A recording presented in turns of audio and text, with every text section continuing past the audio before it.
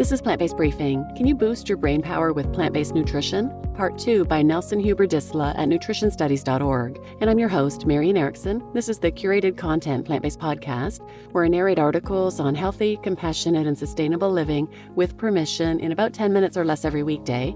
But this article was longer than that, so it's a two-parter. I read the first half yesterday, and now I'm reading the second half. So jump back and listen to yesterday's if you haven't already, and then come back here for part 2. So now let's get to today's plant-based briefing. Can you boost your brain power with plant-based nutrition? Part 2 by Nelson Huber-Disla at nutritionstudies.org. What about the Mediterranean diet?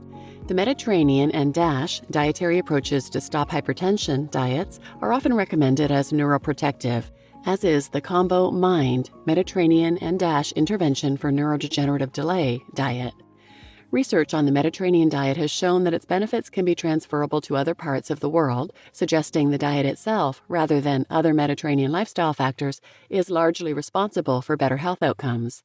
Each of these neuroprotective diets emphasizes fruits, vegetables, legumes, and whole grains, while avoiding foods that are highly processed and animal foods high in saturated fat. However, these diets also allow fish, poultry, and olive oil. You might wonder why the whole food plant-based diet forgoes all of those items. Is it necessary to give up all animal foods? Evidence shows that if you swap a standard American diet for a Mediterranean-style diet, you will see some health improvements. If you replaced processed red meat like bacon with boiled chicken flesh, you may see some improvements to your health. And perhaps those benefits might extend to your mental health. However, this does not mean the benefits of the Mediterranean diet are attributable to the animal foods themselves. On the contrary, evidence suggests the benefits of the Mediterranean diet may be despite those foods, and instead owe far more to the increased consumption of plant-based foods. In analysis of older subjects at high cardiovascular risk in the PREDIMED study, researchers found that conformity to a pro-vegetarian food pattern was associated with the reduced risk of all-cause mortality. The choice to study food patterns rather than specific food or nutrient consumption is apt. As they put it, people do not eat isolated nutrients, they eat foods and consume them in particular patterns.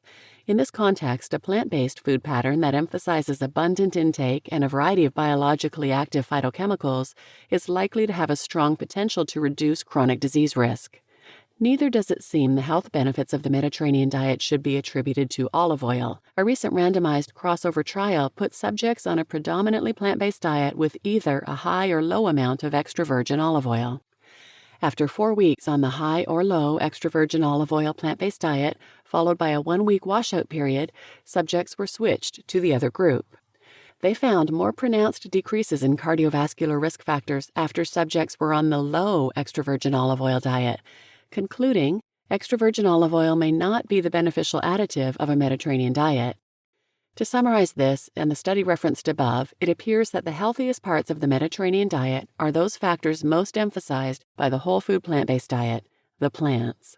Of course, if you search for the plants most beneficial for cognitive health and performance, you will find countless claims, many of them well supported and many, perhaps even most, less supported. Some research suggests an especially potent role for green leafy vegetables. Other research points to the role of antioxidant-rich berries, as I mentioned above, or sources of omega-3 fatty acids, or less common foods like wheat germ. Much of this research is interesting and convincing. I would encourage you to explore it if you are inclined to do so. And anything that gets you to eat more green leafy vegetables is, to my mind, a good thing. However, we should not lose sight of the bigger picture. The whole food plant-based diet's ability to promote healthier outcomes cannot be easily attributed to any single food's miraculous properties. As always, the full dietary pattern is what's most important. The healthiest dietary lifestyle will be healthy for not only the brain, but also the rest of the body, and it will deliver that health as a package deal. In other words, the whole food plant-based lifestyle is more than a vehicle for individual superfoods.